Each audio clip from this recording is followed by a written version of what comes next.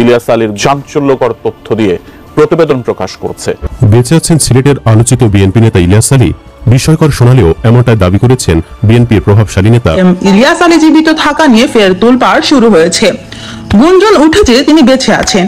ইলিয়াস আলী ভারতের কারাগারে, তাহলে তো সরকারের ভারতের কাছে চাওয়া উচিত। আসসালামু আলাইকুম সম্মানিত প্রিয় দর্শক, আশা করি সকলে অনেক ভালো আছেন।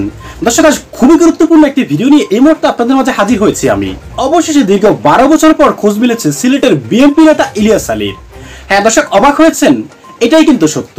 দীর্ঘ 16-17 বছরে ফ্যাসিস্ট হাসিনা বহু বিএনপি নেতাকে কিন্তু গুম করেছিল, যার মধ্যে অন্যতম একজন কিন্তু ছিলেন এই সিলেটের ইলিয়াস আলী। তবে দীর্ঘ সময় ইলিয়াস আলীর কোনো খোঁজ না মিললেও হাসিনা পল্লর পর থেকেই কিন্তু একে একে খোঁজা হচ্ছিল এই ইলিয়াস আলীকে। তবে এবার শেষমেশ খোঁজ পাওয়া গেছে ভারতেই নাকি ইলিয়াস আলী বন্দী অবস্থায় রয়েছেন। তবে সত্যতা কতটুকু, আদৌ তিনি কি অবস্থায় আছেন এবং কবে ফিরতে পারেন দেশে, সেটার বিস্তারিতই কিন্তু আজকে আপনাদের একেবারে প্রমাণ সহ দেখাবো আমরা।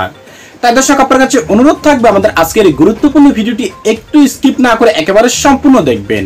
স্কিপ করলে কিন্তু আপনি ভিডিওটি কিছুই বুঝতে পারবেন না। তাই আপনার কাছে অনুরোধ থাকবে ভিডিওতে একটি লাইক দিয়ে সম্পূর্ণ ভিডিওটি কন্টিনিউ করুন, তাহলেই কিন্তু আজকের এই সম্পূর্ণ ভিডিওটির বিস্তারিত আপনি ভালো করে বুঝতে পারবেন। তাহলে চলুন সম্মানিত প্রিয় দর্শক, আপনার মূল্যবান সময়টুকু আমরা নষ্ট করব না, এক এক করে পর্যায়ক্রমে আজকের সেই গুরুত্বপূর্ণ ভিডিওগুলি দেখে আসি আগে। বিএনপি চেয়ারপারসনের উপদেষ্টা পরিষদের সদস্য ও যুক্তরাজ্য বিএনপির সভাপতি এম এ মালিক বলেছেন, নিখোঁজ বিএনপি নেতা এম ইলিয়াস আলীকে গুম করে শেখ হাসিনা সরকার। কারণ ইলিয়াস আলী তাদের জন্য এক আতঙ্ক ছিল, তাই তাকে গুম করা হয়েছে। আমার মনে হয় ইলিয়াস আলীকে ভারতের কোনো কারাগারে রাখা হয়েছে। একদিন ইলিয়াস আলী জনতার মাঝে ফিরে আসবেন। শুক্রবার রাতে দক্ষিণ সুরমস্ত নিজ বাড়িতে বালাগঞ্জ উপজেলার বিএনপি নেতাকর্মীদের সঙ্গে এক মতবিনিময় সভায় তিনি এসব কথা বলেন। এম এ মালিক বলেন, ফ্যাসিস্ট শেখ হাসিনা আমাকে চায়ের দাওয়াত দিয়েছিল। সেই দাওয়াত প্রত্যাখ্যান করে আমি তাকে শর্ত দিয়েছিলাম খালেদা জিয়াকে মুক্তি দিতে হবে। তিনি বলেন, এই ফ্যাসিস্টের বিরুদ্ধে সিলেটে দুর্গ গড়ে তোলা হয়েছিল। বিএনপির নেতাকর্মীদের উপর হামলা মামলা করে থামাতে পারেনি। সিলেটে বিএনপির নেতাকর্মীরা সব সময় প্রতিবাদ জানিয়েছে ফ্যাসিস্ট সরকারের বিরুদ্ধে। যুক্তরাজ্য বিএনপির সভাপতি বলেন, জিয়াউর রহমানের হাত ধরে বিএনপির রাজনীতিতে এসেছি, এখনো রয়েছে। যখন যুক্তরাজ্যে ছিলাম তখন দেশের স্বার্থে প্রতি সোম ও বুধবার ব্রিটিশ পার্লামেন্টের সামনে বছরের পর বছর আন্দোলন করেছি। বাংলাদেশের চিত্র অত্যন্ত করুণ। ইলিয়াস আলীর বেঁচে থাকার গুঞ্জন।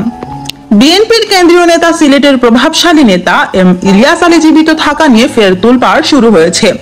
গুঞ্জন উঠেছে তিনি বেঁচে আছেন, কিন্তু এই বিষয়ে তার পরিবারের পক্ষ থেকে এখনো কোনো পরিষ্কার বক্তব্য আসেনি। কয়েকদিন আগে মাগরিবের নামাজের পর সিলেটের বালাগঞ্জ উপজেলার গহরপুর জামিয়া মাদ্রাসার মসজিদে ইলিয়াস আলীর পারিবারিক উদ্যোগে তার সুস্থতা কামনায় খতমে বুখারি ও দোয়া মাহফিল হয়েছে। দোয়া মাহফিল আয়োজনের বিষয়ে বালাগঞ্জ উপজেলা বিএনপির সাবেক সাংগঠনিক সম্পাদক আব্দুস সালাম জানান, এম ইলিয়াস আলীর ছোট ভাই যুক্তরাজ্যে অবস্থানরত মোহাম্মদ আসকির আলী এই দোয়া মাহফিলের আয়োজন করেন।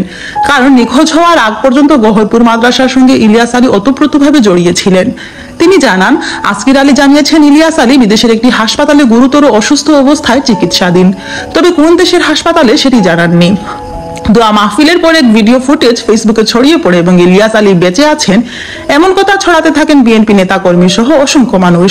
এই বিষয়ে ইলিয়াস আলীর স্ত্রী তাহসিনা রশদি লুনা মোবাইল ফোনে বলেন, বিষয়টি নিয়ে কথা বলতে বলতে আমি ক্লান্ত। যারা গুজব ছড়াচ্ছে তারাই ভালো জানে এমনটি কেন করছে।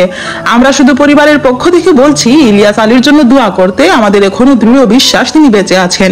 প্রসঙ্গত, 2012 সালের 17 এপ্রিল রাজধানীর বনানীর বাসায় ফেরার পথে গাড়ি চালক আনসার আলী সহ নিখোঁজ হন বিএনপির তৎকালীন সাংগঠনিক সম্পাদক ও সিলেট জেলা বিএনপির সভাপতি এম ইলিয়াস আলী। এরপর কেটে গেছে এক যুগেরও বেশি সময়। ইলিয়াস আলী জীবিত না মৃত সে খবর কেউ দিতে পারেনি দীর্ঘ এই সময়ে। স্বামীকে ফিরে পেতে সন্তানদের নিয়ে তৎকালীন প্রধানমন্ত্রী শেখ হাসিনার কাছে ছুটে গিয়েছিলেন ইলিয়াস পত্নী তাহসিনা রশদি লুনা। ইলিয়াস আলীর তথ্য জানতে উচ্চ আদালতের দ্বারস্থ হয়েও তিনি স্বামীর কোনো সন্ধান পাননি। ছাত্র জনতার দুর্বার আন্দোলনের মুখে গত 5ই আগস্ট শেখ হাসিনার পদত্যাগ ও দেশ ছাড়ার পর রহস্যময় আয়না ঘর থেকে মুক্তি পান নিখোঁজ কয়েকজন। ফেসবুকে কয়েকবার গুঞ্জন ওঠে আয়না ঘর থেকে ইলিয়াস আলী ফিরে এসেছেন, পরে এই গুঞ্জন গুজব বলে প্রমাণিত হয়। ইতিমধ্যে মাসুদ রানা নামে এক ব্যক্তি নিজেকে র্যাব সদর দপ্তরের দায়িত্ব পালনকারী পুলিশের এসআই দাবি করে ফেসবুকে জানান, ইলিয়াস আলীকে হাসিনা সরকার খুন করে সাগরে লাশ ফেলে দিয়েছেন। তবে বিএনপি নেতারা মনে করেন ইলিয়াস আলী এখনো বেঁচে আছেন এবং শেখ হাসিনা সরকারের কোনো গোপন আস্তানায় বন্দী আছেন। এমন অবস্থায় নতুন করে গুঞ্জন উঠেছে ইলিয়াস আলী বেঁচে থাকার। ইলিয়াস আলী নাকি ভারতের কারাগারে। এটা কি সম্ভব? যে ইলিয়াস আলী ভারতের আতঙ্ক ছিল, হাসিনা খুব ভয় পেত কারণ সে দেশপ্রেমিক, ভালো কথা, কিন্তু এতদিনও কে ইলিয়াস আলী বের হতেন, উনি কি করে জানলেন ইলিয়াস আলী ভারতের কারাগারে? তাহলে তো সরকারের ভারতের কাছে চাওয়া উচিত না? উনি নিশ্চিত বলতেছেন ভারতের কারাগার আছে, নিশ্চিত একজন মানুষ কি করে বলে? আমরা তো কোনো এই পর্যন্ত কোনো খবরই পেলাম না। আমি যতটুকু জানি নেয়ার 2 দিনের মধ্যে ইলিয়াস আলীকে নাই করে ফেলছে, নেয়ার 2 দিনের ভিতরে। উনি হঠাৎ করে বলে, মানে ইলিয়াস আলী নিয়ে যেহেতু ধোঁয়াশা, ওরা পরিবারেও কি অবস্থা, ওরা জানে না ইলিয়াস আলী বেঁচে আছে নাকি নাই, কোনোটাই না।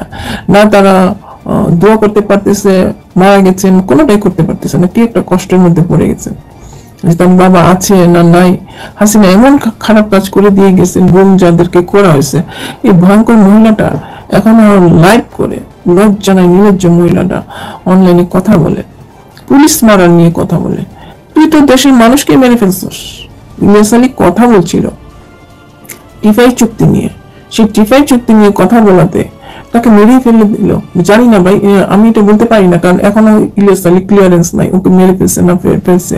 যদিও বের হয়েছিল যে ইলিয়াস আলীকে মেরে ফেলছে, কিন্তু সঠিক তো কেউ বলতে পারে না। ইনভেস্টিগেশন চলছে, এটা চলছে, কিন্তু মানে এরকম করে হাসিনা সর্বনাশ করেছে একটা ফ্যামিলি, কত হাজার হাজার ফ্যামিলি ধ্বংস করেছে। অথচ সে তার বাপ ভাইয়ের কথা চিন্তা করে তার বাপ ভাইকে মেরে ফেলছে, সে বিচার করেছে। কিন্তু সে তার বাবা যে হাজার হাজার মানুষকে হত্যা করেছে, তার বিচারই তার বাপ ভাই মারা গেছে। তার বাবা যে পাপ করেছিল না শেখ মুজিবুর রহমান, সে পাপের প্রায়শ্চিত্ত শেখ মুজিবুর রহমান জীবন দিয়ে করে গেছে। সে কেন বিরুদ্ধ মতবাদ সহ্য করতে পারে নাই? কেন 30,000 না 40,000 সাম্যবাদীদেরকে হত্যা করছে? কোন দরকারে ভাই? যার সাথে একবারে সব শেষ করে দিল শেখ মুজিবুর রহমান। তার পাপের ফল সে ভোগ করছে, মারছে, বিকজ দেশটা বাঁচাইতে হবে, ভারতের থেকে বাঁচাইতে হবে। আমি মিলিশিয়া বাহিনী, এই বাহিনী সেই বাহিনী করে দেশটা বন্ধ করে ফেলছিল দুর্ভিক্ষ দিয়ে।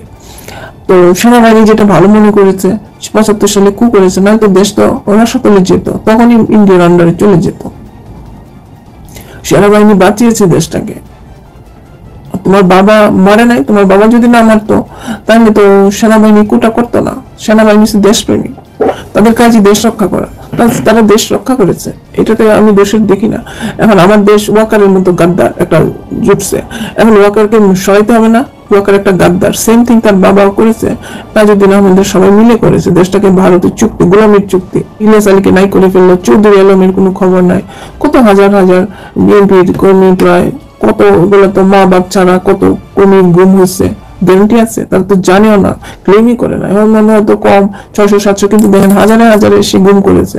কথা নাই বর্তমানে, আগে নিউজগুলোতে দেখলে পেতাম যে হাত পা বেঁধে এর গলা কাটা, এর এটা কাটা, মানে পানিতে ভেসে আসতেছে। কি ভয়ঙ্কর! ঢাকা ইউনিভার্সিটির ছাত্র তুলে ধরে নিয়ে পানিতে লাশ, এরকম ভয়ঙ্কর কাজ করেছে হাসিনা।